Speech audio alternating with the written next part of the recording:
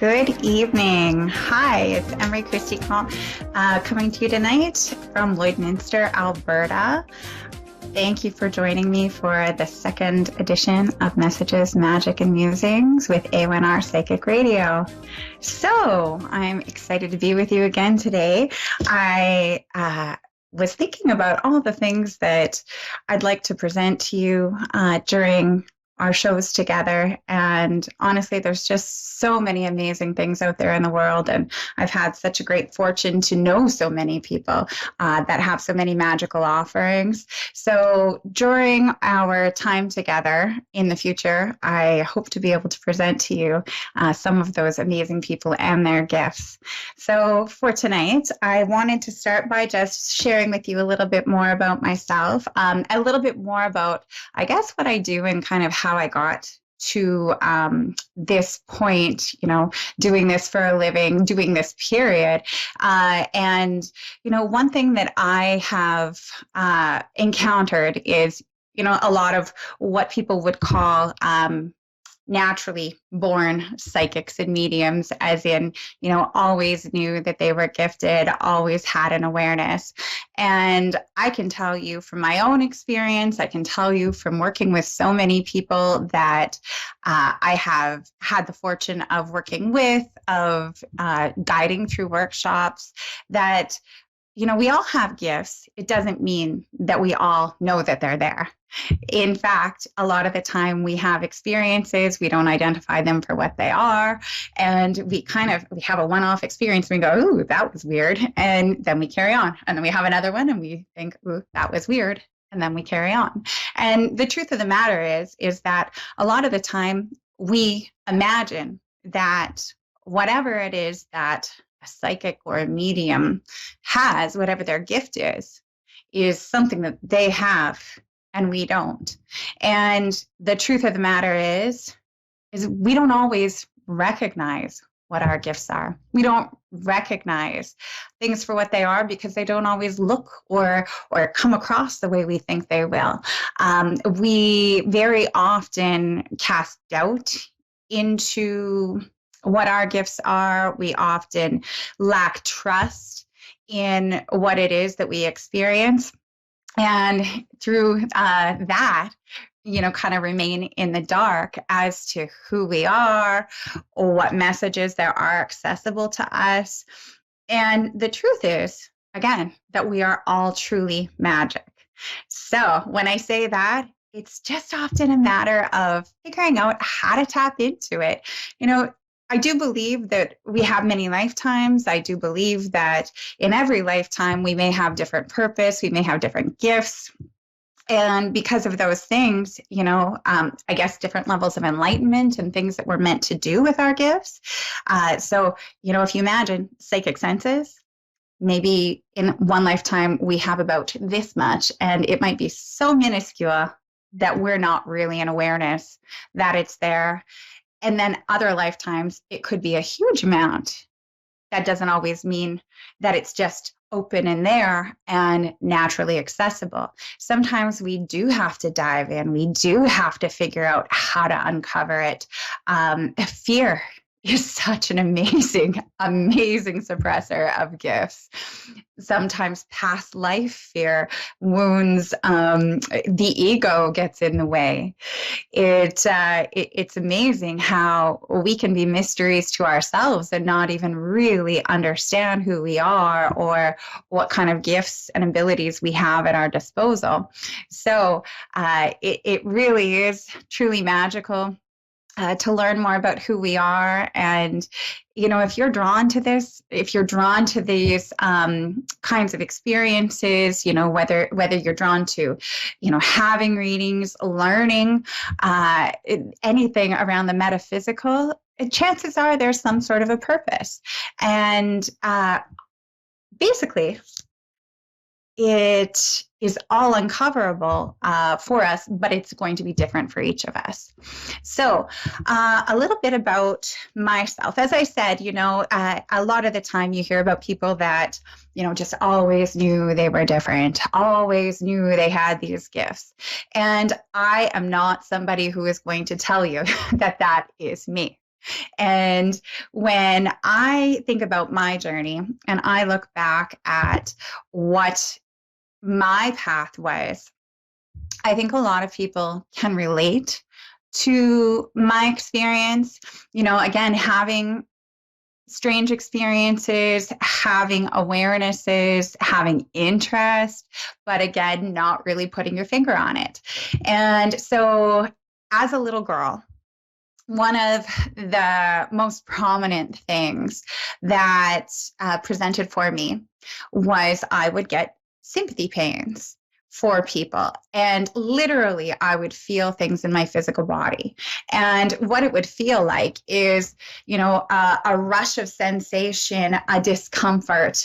It was often in connection actually to seeing a physical injury on somebody. And I would get this cringy sensation in my lower back, my lower spine, and it would just flush down through my body, almost like a wave of anxiety just spreading through my lower body.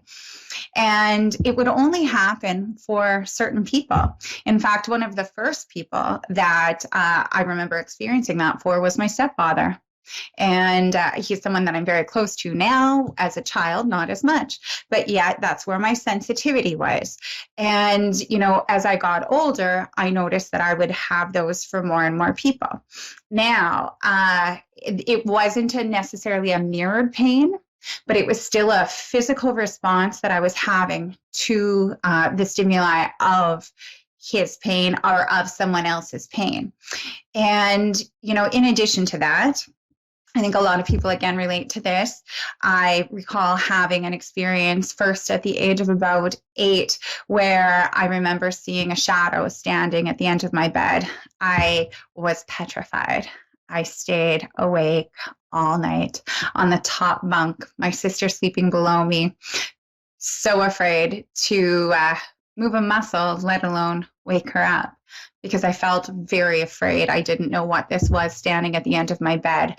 To see a shadow in a totally dark room seems strange, right? A lot of people will resonate with that, the idea of shadow people. If you've ever learned about or read about shadow people, they're often described as just a ball of negative emotional energy. Whether I create it, whether you create it, whether it's, a whole bunch of people's fear, emotion, stress, pain, anxiety, whatever it is, balled up into one, it seems to present this way. And not knowing what it was as a child, I, again, was absolutely petrified.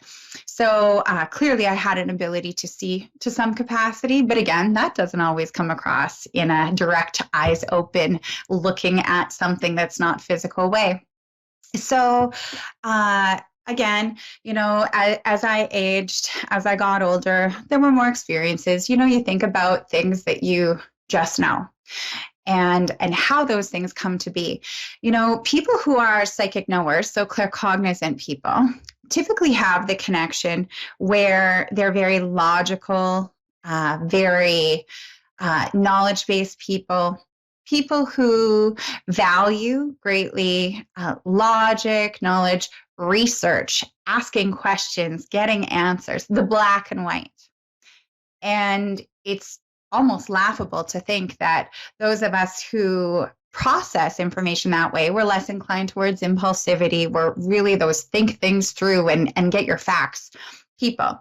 We are often also the people who psychically have knowing. And, the fact that we could just know things can be tricky because we don't necessarily trust it, again, because we don't have proof. So it's kind of, like a cat chasing its tail. You don't necessarily trust things just because they're there. So we'll often, disregard the psychic sense of knowing as a good guess, something that I must have heard before. What a coincidence. And again, things aren't all big earth-shattering things. It could be, my phone rings and before I even look at it, I've got your name pop up in my head. It could be that I ask a question and before you answer, I've already got the words. I already know what you're going to say. And again, things that we don't have proof for, we tend not to trust. And trust is absolutely the biggest block that there is to truly accessing messages. When we don't trust, we hold back. We don't necessarily allow ourselves to indulge. And therefore, because we don't necessarily trust and we don't acknowledge those messages or sometimes share messages, we may stay in a state of holding back. When we don't acknowledge, we can't receive, I guess, the validation, the affirmation, if you will, that we are on the right track with messages. So I recall a really interesting experience that happened to me in my ex-in-law's house when I was much younger, probably before I had children. So I'm thinking I was in my early 20s. And there was a lot of activity in this home. It was an old homestead home that had been settled in the early 1900s on this land. Well, the house itself wasn't quite that old, but basically they bought this home knowing it wasn't big enough. They chose to do an addition. And as they tore down walls and did the addition, there started being more activity in the home, right from spirits playing music to, the odd talking. My ex family member would have things like, books open and close and things like that. And on this particular day, I was sitting in the living room. We were watching The Simpsons, and I was sitting firmly on my bottom on the couch, and all of a sudden I felt my bottom push up like a lifting motion, very direct, very physical. And in that moment, I was flabbergasted, and I immediately sought to make sense of it, accusing my ex-husband, my brother-in-law, somebody of doing something to the couch. And then as I started kind of, very animatedly accusing them, realized that there was no way that they could have done anything to the couch. Neither one of them were with me. There was no room to, be under the couch, to push up, anything like that. And it was such an incredibly physical feeling. Again, there was just no making sense of it. That's the thing about, experiences. We can't make sense of all of them, but eventually we come to the place where we just have to accept that they are what they are. And so I was many, many, many years after that before I started putting the pieces together. So probably about 8 years ago, I had undergone a lot of changes in my personal life. I had undergone a lot of changes in my family life, my career. I was really quite lost as to what direction to go as far as my work went. And I was looking at opportunities to go back to school. We had made a move into Southern Alberta, into Medicine Hat, where I came to you from last week. And the home we were in, it was just wonderful. It was amazing. It was beautiful. It was, in my mind, going to be my forever home. Our children helped us pick it out. I didn't know anything about energy, really, except for I knew that I was empathic. I knew that I was an empath, that I could feel other people's emotions. I knew that I had what I called sympathy pains, the funny physical flush that I would get. There had been things that, absolutely I'd experienced and couldn't deny. But this home offered more experience in a short period of time than I had ever really had. And it was in this home that I truly experienced what I would say was a huge push from the universe to pay attention, a huge push. And, it seemed unfortunate at the time that a lot of, that guidance and awareness came in the form of things that startled me, things that felt scary, right from nightmares to challenging, disturbing visions, a lot of noise, voices. There was effect on other family members in the house as well. And it was in my exploration after we left that house. We moved for other reasons, unfortunately, but it was in my exploration of things after that I first saw a psychic and sought to find some understanding of what the experience of being in that home truly was. And that's really what kind of pushed me onto this path. It wasn't that I always knew, it was that I was trying to piece together experiences and find understanding. And what I will say is that too often when people go into a place of startle and fear because they can't make sense of things, we deem our experiences as negative. We deem the messengers or the spirits or whatever as something scary, something to be feared. And truly, the greatest amount of fear that we have actually comes from our lack of understanding. It comes from the unknown. It comes from the fact that we feel vulnerable because we don't understand how to make sense of things. And, it was really, truly empowering for me to get some feedback, to gain some understanding. And it set me on this huge course of learning. And the greatest gift that I gained from that was really learning who I was and how to tap into what I had. And that path is going to be different for all of us. But I see it almost like following the breadcrumbs.